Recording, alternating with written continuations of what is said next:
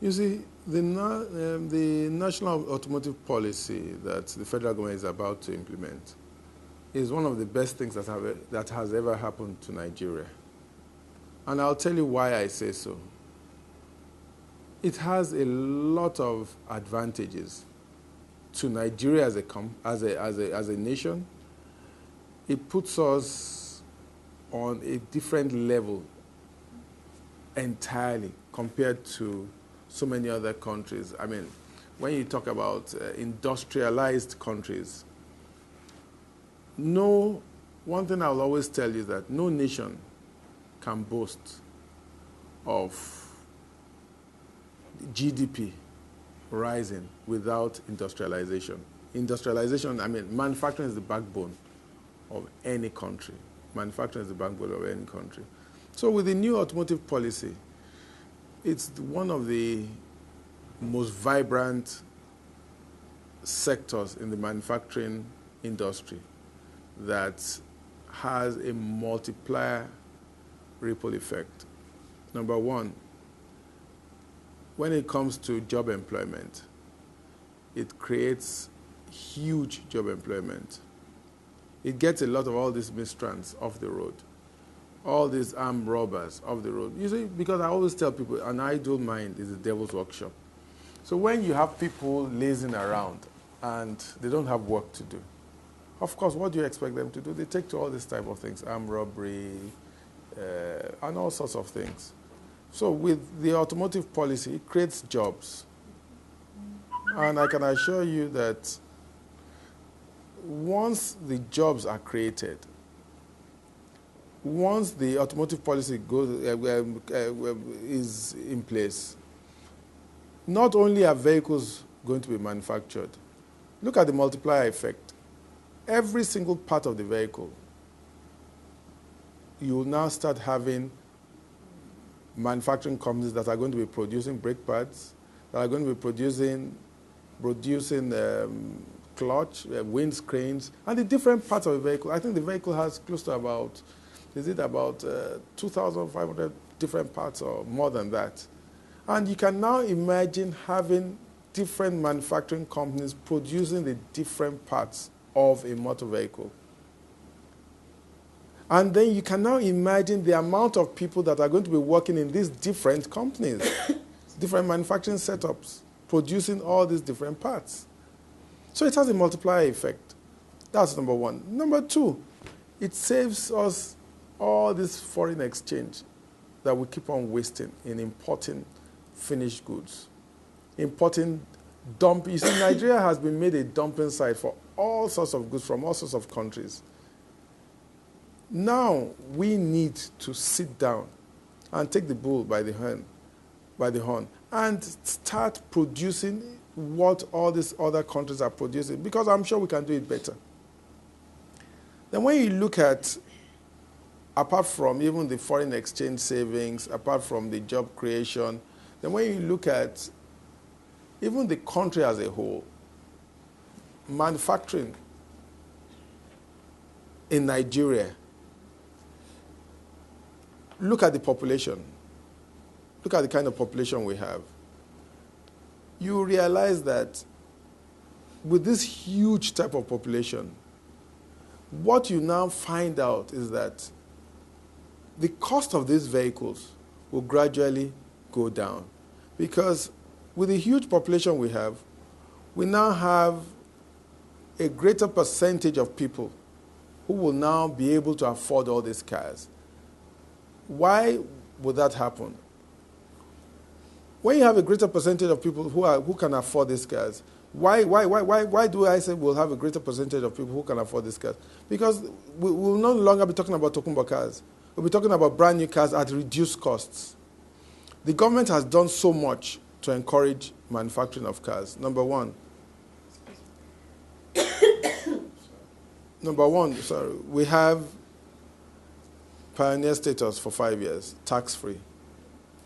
Number two, we have duty-free. We don't pay duty on all SKD parts. Number three, you can see that the power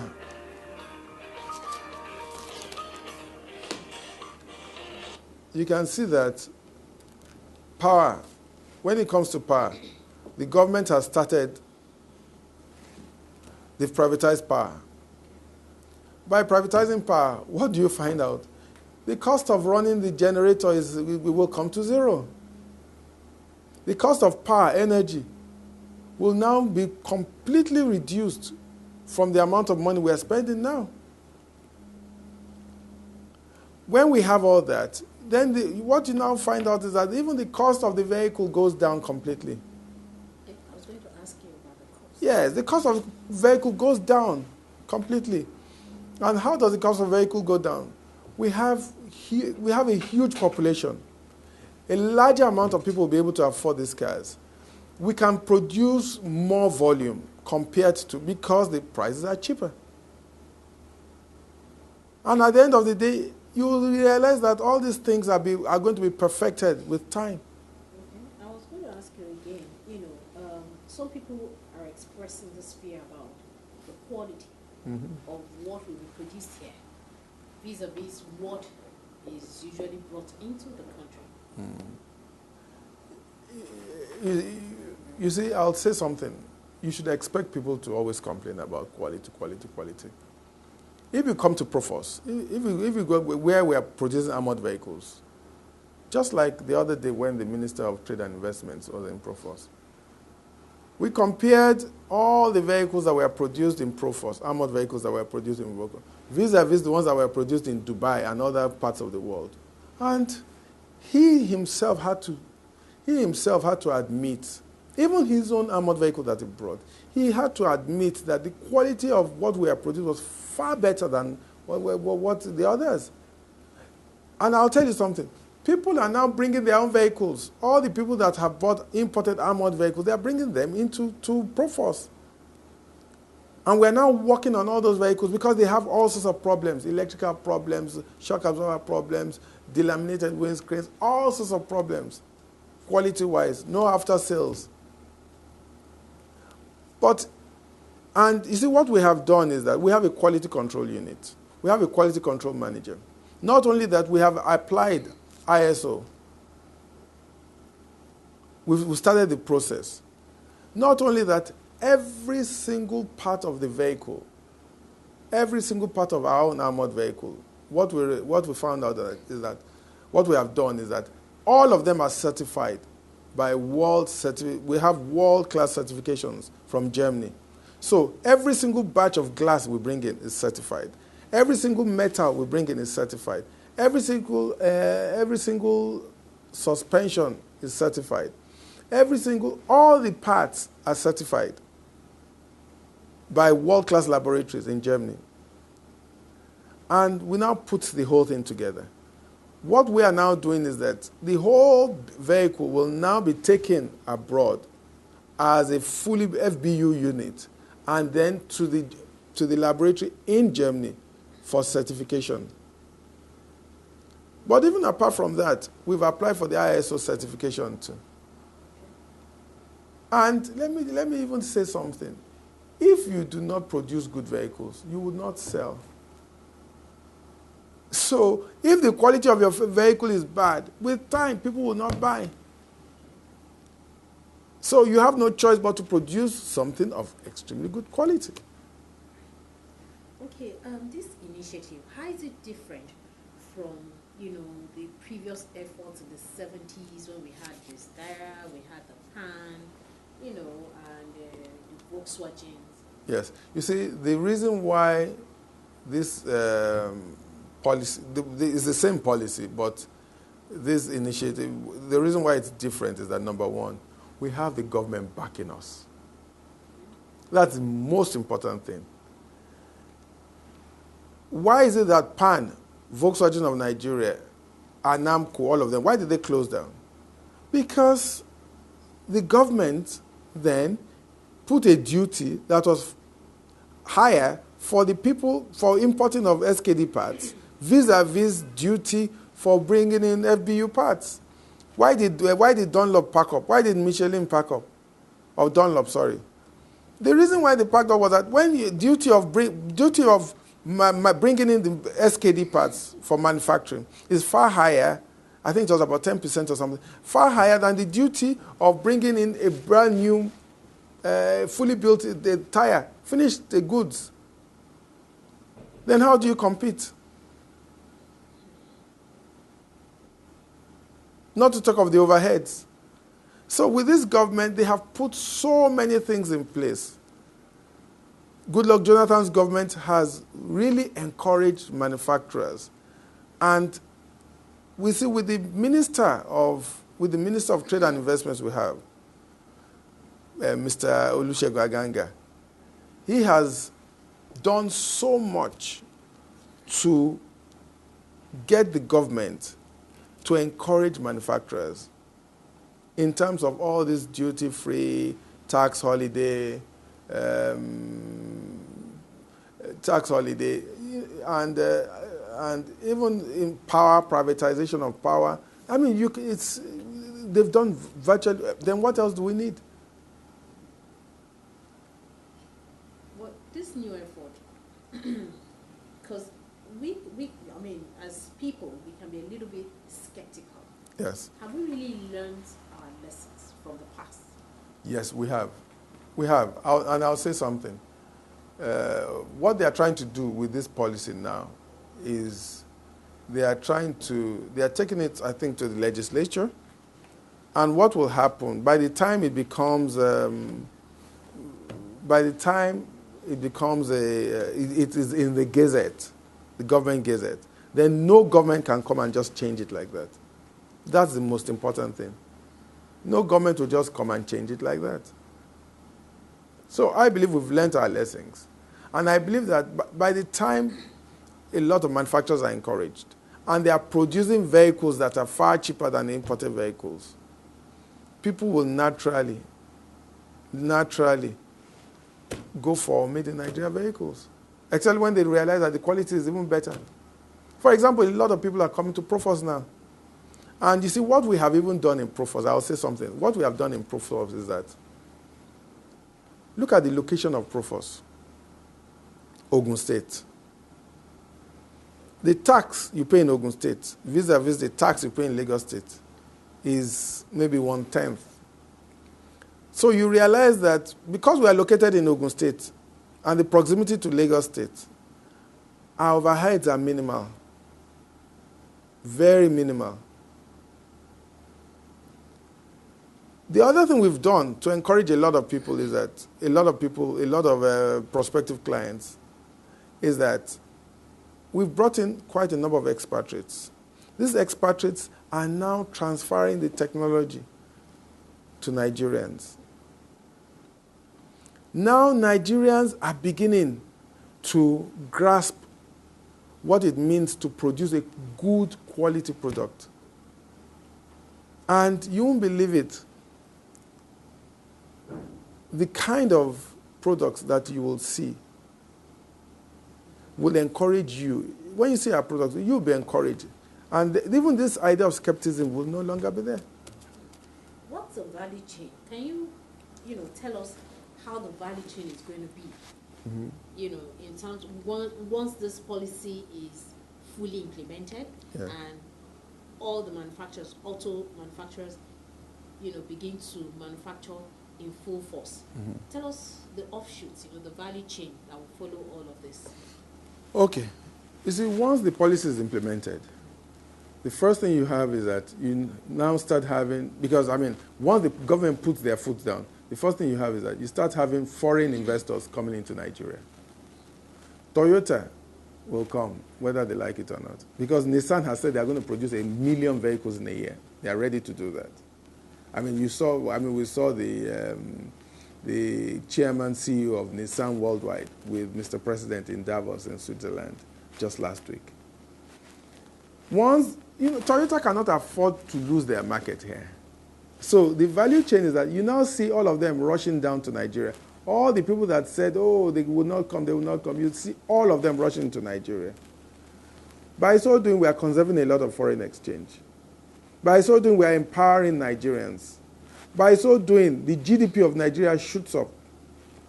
When you now have that, then you now have, just like Nissan said, they said all their auto auto manufacturers, the manufacturers of their different parts, are going to be encouraged to come to Nigeria to start producing all these things. You see, when we now have a lot of foreign exchange coming into the country, the next thing that happens is that the exchange rate goes down. The next thing that happens is that the ripple effect, when your exchange rate now drops, the next thing that happens is that you just realize that the cost of goods generally drops because the exchange rate is dropping, everything is dropping, the cost of goods in the market will drop, everybody will be able to afford a lot of things, forget about even vehicles, because the exchange rate drops. That is the ripple effect of all this. The number of unemployed youths, even if you come to Proforce now, we have been going to a lot of all these technical schools all over the place, bringing in a lot of all these young graduates. We have so many of them. We have close to about 300 of them in Proforce. We are growing by the day. Within the next 5 years, Proforce would have been exporting armored vehicles all over the world.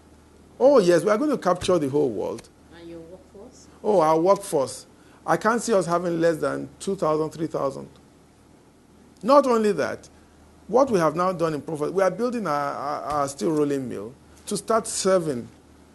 We are presently we're putting together a steel rolling mill to start. They are going to now start serving the armored plant. And how many workers how many workers will you employ? The steel rolling mill. Rolling You're talking about 70,000 workers in steel rolling mill. It's a 200,000 metric ton steel rolling mill.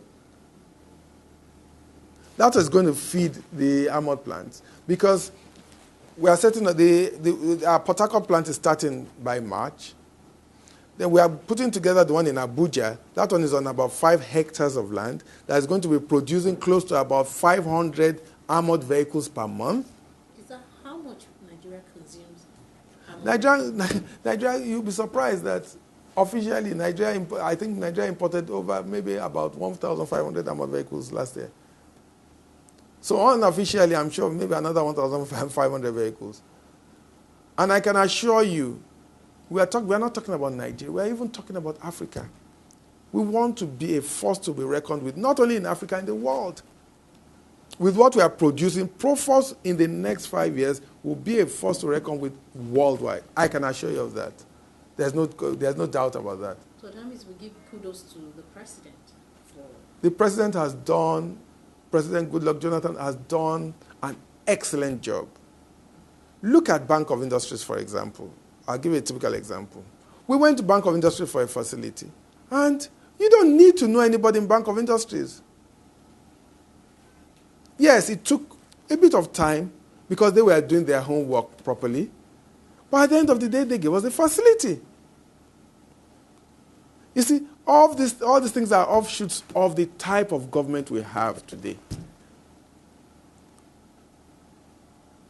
So, you see, these are the reasons why I said Goodluck Jonathan's government has done more than enough to encourage manufacturers. The Minister of Trade and Investment, Olusegun Aganga, has been just an excellent... You can see he's focused. He knows what he's doing. But what do you expect from somebody who was a top managing MD in Goldman Sachs? What do you expect of that type of person? You shouldn't expect anything less than that. Look at the managing director of Bank of Industries today. I mean, look at the pedigree. Look at her pedigree. And look at how Bank of Industries has been affecting the whole nation. All the manufacturing companies that were dead in those days, most of them have come alive. So we give kudos to the government, to Goodluck Jonathan's government. They've done a wonderful job. Okay, thank you very much. But meanwhile, what do you see as a possible challenge to this policy? The challenge to this policy is you and I. You see, Nigerians have a knack. They love good things. But you see, they forget the fact that because they are resisting that change, and they do not realize that we will still get there. It's a matter of time. Because I can assure you Mercedes-Benz will come, BMW will come, and we'll start assembling these things in this country. There's no doubt about that. Give them 3-4 years. You'll see them here. But for us to now go through that trying period, the transition period for 4 years, is what people find so difficult. And of course, the distributors that have been in their comfort zones for years, making so much money, just importing these vehicles. Do you expect them to just sit down there and just look at you change, just look at you? They forget one thing, and I keep on saying it, and I keep on using Dangote as an example. Dangote was importing cement into Nigeria in those days. During privatization, I can remember the Obasanjo government encouraged him to go into manufacturing. He went into manufacturing. Look at the difference. You see, people are short-sighted, and that is the problem. Look at the difference between when he was importing and now that he's manufacturing. The other day I was with him. He told me something. He said, there is nothing as good as manufacturing. That it is the best thing that has ever happened to him. All these people importing whatever, I don't want to mention the different mix of cars, let them go into manufacturing. And they will realize that they will even make much more money than they are making now that they are importing the fully built units. They will realize they will make more money than they are making now that they are importing fully built units. But you see, there is always that trying period. There's always that trying period, that transition period. But that challenging period, because we are talking about manufacturing. But it is only somebody who is short-sighted that will allow challenges to overcome him. I've always told people, you see, if there are no challenges in life, you will never have a story to tell. If there are no challenges, you will never have a story to tell.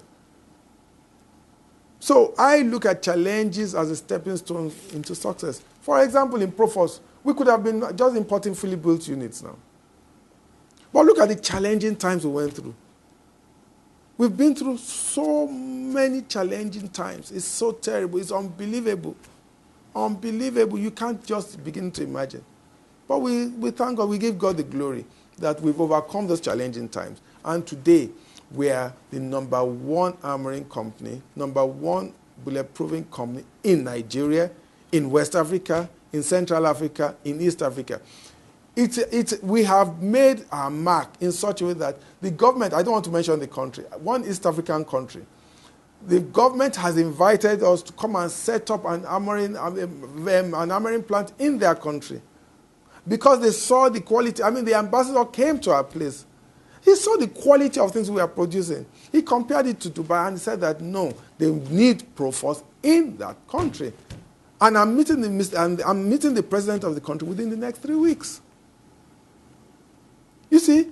So you can imagine, if I had been importing fully built-in units, there would never have been that opportunity.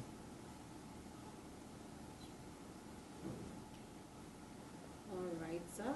And smugglers. Yes. Do you think smuggling will be, probably will take the order of the day? Oh, yes, definitely. You see, I've always said this. You know, when you open a tap with water flowing and you try to dam the water, block the water without blocking it, without blocking it, what happens? You see the water it will look for a way out. You see, in the case of smuggling, definitely, in fact, that will increase. A lot of all these people bringing in fully built units, they've said something. They said, oh, we should go to that other countries, Cotonou and Co. and the Republic of Benin. Their duties are lower. So we are just creating jobs for them that they will be making more money and then smuggle the vehicle in. We thank God that we have a custom general that knows what he's doing. I'm certain that with him being there, with his excuse me, with his long years of experience, he will be able to block a lot of loopholes. He will be able to block a lot of loopholes. Yes, I know that no matter what, it can never be 100% blocked. But I know that with time, we'll overcome. And even the smuggling we are talking about, by the time our own vehicles that we are producing are cheaper than the ones that are even smuggled, then people would not even bother smuggling again. So we are just talking about numbers. We're talking about numbers. It is only, I'm sorry to say, it's only a fool that will decide that he wants to bring in an armored vehicle from wherever after coming to our factory and see what we're doing. Number one, cost-wise, we are cheaper. Number two, where we all get our glass from the same source all over the world. So if you go to the armored, or any armored plant in America, where they get their glass from, where they are distributors, that is it. You can see exclusive distribution sheets. You can see Proforce, and that's the company. That's the number one armored glass producing company in the whole world. So we get the glass from the same place. The metal we get from the same company all over the world. The suspension we get, name it, we get it from the same place. You come to our place, you see the quality of workmanship, you see the quality of craftsmanship, you see what we are producing, and we are going to give it at a much lower price, and you still go abroad to import it, then there must be more to it.